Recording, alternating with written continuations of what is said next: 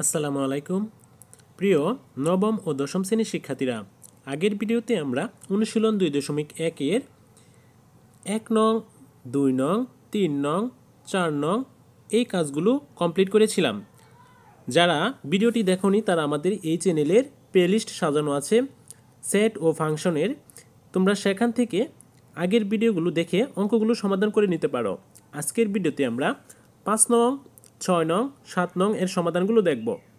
চলো তাহলে 5 নংয়ে আছে কিউ ইকুয়াল এক্স ওয়াই এবং আর ইকুয়াল এম এন হলে পি কিউ এবং পি আর নির্ণয় করো। চলো এটার কাজটা আমরা কীভাবে করব তা দেখে নিই।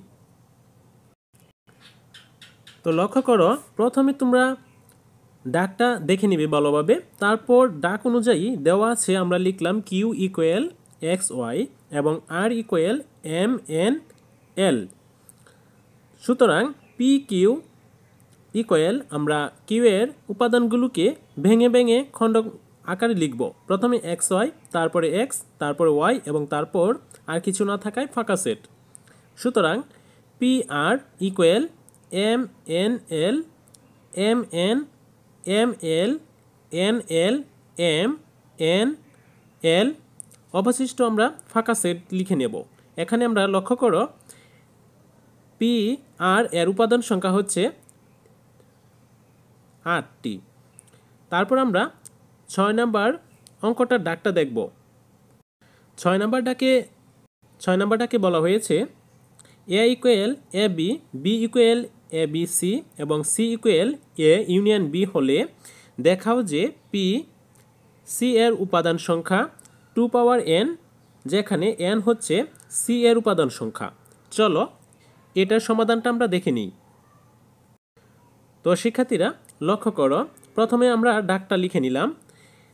সমাধান দেওয়া আছে এ সেটের উপাদান সংখ্যা 2টি, বি সেটের উপাদান সংখ্যা 3টি লিখে নিলাম। এখন আমরা সি সেট এর এ ইউনিয়ন বি এটা নির্ণয় করব। প্রথমে আমরা এর উপাদান 2টি লিখে নিলাম, ইউনিয়ন চিহ্ন দিয়ে বি সেটের উপাদান সংখ্যা 3টি লিখে নিলাম। আমরা উভয় পক্ষে মিল অমিল সবগুলো লিখে নিলাম এ বি সি।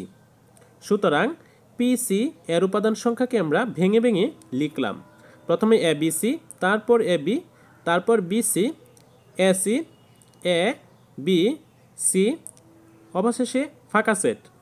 সুতরাং পি সি এর উপাদান সংখ্যা 8টি। এখানে সি এর উপাদান সংখ্যা n ইকুয়াল 3, যা সুতরাং সি সেটের উপাদান সংখ্যা 2 কিউব। 8কে যদি আমরা 2 কিউব করি তাহলে 8 পাবো। সুতরাং সি সেটের উপাদান সংখ্যা n হলে পি সি এর উপাদান সংখ্যা 2 পাওয়ার n দেখানো হলো। আশা করি তোমরা বুঝতে পেরেছ শিক্ষার্থীরা। তারপর আমরা 7 নম্বর অঙ্কের ডাকটি দেখব। লক্ষ্য করো 7 নম্বর ডাকে বলা হয়েছে 7 নম্বর ডাকে 3টি অঙ্ক রয়েছে। প্রথম অঙ্কটি হচ্ছে x minus 1 y plus 2 equal y minus 2, 2x plus 1 হলে এক্স এবং ওয়াই এর মান নির্ণয় করো। এখানে পক্ষ হচ্ছে 2টি, একটা হচ্ছে বাম পক্ষ আর একটা হচ্ছে ডান পক্ষ। চলো এটার সমাধানটা কিভাবে করব সেটা দেখে নিই। তো শিক্ষার্থীরা লক্ষ্য করো, আমরা প্রথমে ডাকটা লিখে নিলাম। তারপর দেওয়া আছে এক্স মাইনাস 1, এখানে একটু লিখতে ভুল করেছি, y plus 2 equal y minus 2, 2x plus 1। তো তোমরা এখানে এই ডাকটা খেয়াল করো, এখানে এটা বসবে। আমরা ক্রমজোর ধারণা থেকে পাই x minus 1 equal y minus 2, এটাকে 1 নং ধরেছি। Y plus 2 equal 2x plus 1কে আমরা 2 নং ধরেছি। 1 নং সমীকরণ থেকে পাই, 1 নং সমীকরণটা আমরা লিখলাম, লিখার পর এটা সাজিয়ে লিখলাম। এক্সটা আমরা এপাশে রেখে মাইনাস 1টা ওই পাশে নিয়ে প্লাস হয়ে গেছে, তাই 2-র সাথে যোগ হয়ে গেছে। তো মাইনাস 2 থেকে প্লাস 1 বাদ দিলে থাকে 1। তো এক্স ইকুয়াল ওয়াই মাইনাস 1, এটা হচ্ছে 3 নং সমীকরণ। এক্স এর মান 2 নং সমীকরণে বসিয়ে পাই। আমরা 2 নং সমীকরণটা এখানে লিখে নিলাম, এই সমীকরণটা এখানে লিখছি। তারপরে ওয়াই রয়ে গেল এই পাশে, আমরা প্লাস 2কে এই পাশে মাইনাস 2 হিসেবে লিখলাম। তারপর 2 গুণন অবস্থায় থাকায় 2y এবং 2কে 1 দ্বারা গুণ করলে 2 হবে, প্লাস 1 1 মাইনাস 2 বসিয়ে নিলাম। এ পাশে আবার বা লিখলাম, বা লিখে ওয়াই ইকুয়াল ওই পাশে -2 আর -2 হয় 4, 4 থেকে যদি আমরা 1 মাইনাস করি, +1 মাইনাস করি তাহলে 3 থাকে। তো আমরা লিখলাম ওয়াই ইকুয়াল 2y -3, বা ওয়াই ইকুয়াল আমরা ওয়াই 2yকে এ পাশে নিয়ে আসলাম, বাম পাশে নিয়ে আসলে ওই পাশে -3 থাকে। তো আমরা দুইটা ওয়াই থেকে একটা ওয়াই বাদ দিলে ছোট থেকে বড়টা যদি বাদ দিই তাহলে মাইনাস থাকে। তো -y ইকুয়াল -3। তো মাইনাসে কেটে দিয়ে আমরা y ইকুয়াল 3 পাই। তো y এর মান 3 নং সমীকরণে বসিয়ে পাই। সুতরাং 3 নং সমীকরণটা আমরা লিখে নিলাম। লিখে এখান থেকে আমরা 3 নং সমীকরণটা এনেছি। তারপর লক্ষ্য করো x ইকুয়াল -3 -1, বা এক্সকে এপাশে রেখে আমরা 3 থেকে 1 বাদ দিলে পাই 2। সুতরাং x ইকুয়াল 2। অতএব নির্ণয়ের সমাধান xy ইকুয়াল 3। আশা করি বুঝতে পেরেছ। আমরা এখন পরবর্তী অঙ্কের ডাকটা দেখব। পরবর্তী ডাকে রয়েছে খ নম্বরে ax - cy a square - c square equal 0, ay - cx হলে xy এর মান নির্ণয় করো। চলো এটা সমাধানটা আমরা দেখে নিই। তো শিক্ষার্থীরা লক্ষ্য করো, প্রথমে আমরা ডাকটা লিখে নিলাম। দেওয়া আছে ax - cy, এখানে মাইনাস হবে আর এখানে মাইনাস হবে, x square - c square equal 0, ay - cx আমরা ক্রমজোড়ের ধারণা থেকে পাই ax - cy, এটাকে 1 নং ধরলাম, এবং a square - c square equal ay - cx, এটাকে আমরা 2 নং ধরলাম। তো এই পক্ষের সাথে ওই পক্ষে মিল রেখে আমরা মানটা করেছি, এটার সাথে 0, আবার এটার মান হচ্ছে এটা। তো আমরা এটাকে 2 নং ধরলাম। 1 নং হতে পাই 1 নং এর যে সমীকরণটা ছিল তা পক্ষান্তর করছি আমরা, ax এ পাশে রেখে ওই ডান পাশে cy নিয়ে গেছি। তারপর আমরা শুধু xটা এ পাশে কমন রেখে cy ডিভাইডেড a মানে ভাগ আকারে হয়ে গেছে, যেহেতু এ পাশে গুণ অবস্থায় ছিল এটাকে 3 নং ধরেছি। 1 নং এর মান 2 নং এ বসিয়ে পাই। আমরা 1 নং সমীকরণটা লিখে নিলাম, লিখে 2 নং এ এটার মান বসিয়ে নিলাম।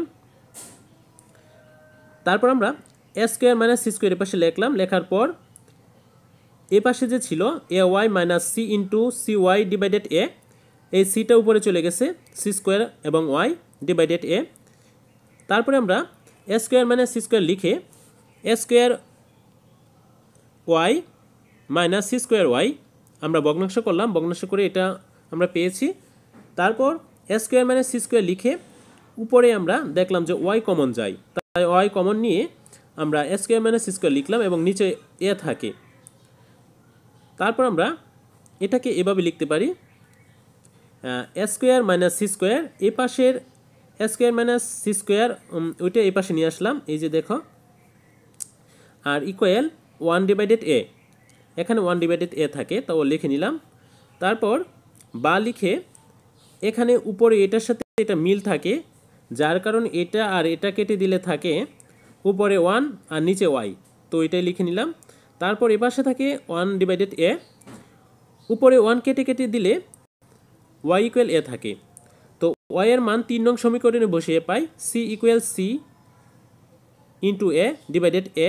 আমরা a যদি কেটে দিই তাহলে পাই c, x ইকুয়াল c। অতএব নির্ণয় মান xy ইকুয়াল ca। তো আশা করি তোমরা এটা বুঝতে পেরেছ। আমরা এবার পরবর্তী ডাকটা দেখব। ঘ নম্বরে রয়েছে 6x - y, 13 equal 1, 3x + 2y হলে xy নির্ণয় করো।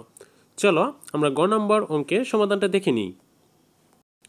প্রথমে আমরা ডাকটা লিখে নিলাম। দেওয়া আছে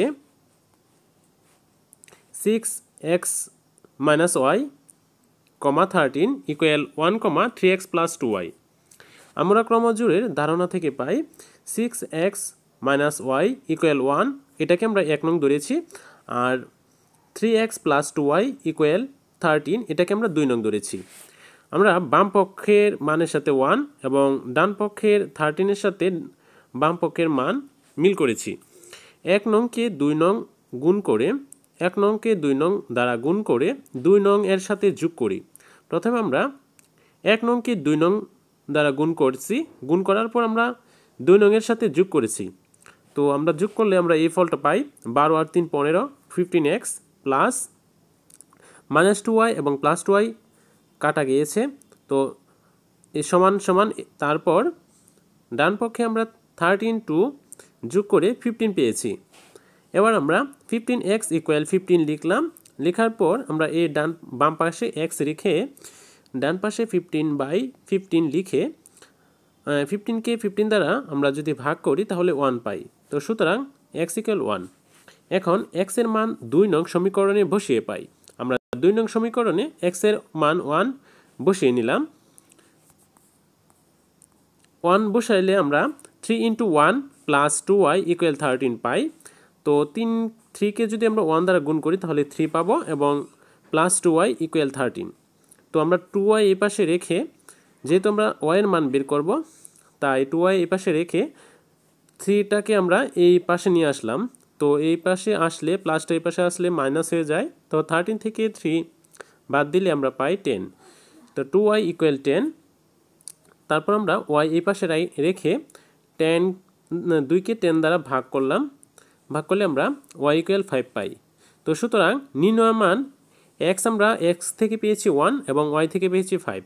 তো নির্ণয় মান x, y = 1, 5। আশা করি তোমরা বুঝতে পেরেছ। প্রিয় শিক্ষার্থীরা, পরবর্তী ভিডিওতে আমরা 8 নং, 9 নং, 10, 11 এগুলোর সমাধান দিতে চেষ্টা করব। আজকের ভিডিওতে তোমাদের 5, 6, 7 এর সমাধানগুলোর বুঝিয়ে দিতে চেষ্টা করেছি। তোমাদের যদি বুঝতে অসুবিধা হয় অবশ্যই ভিডিওর কমেন্ট বক্সে কমেন্ট করে জানাবে। পরবর্তী ভিডিওর আমন্ত্রণ জানিয়ে আজকের ভিডিওটি এখানে শেষ করলাম। সবাই ভালো থাকো, সুস্থ থাকো। আল্লাহ হাফেজ।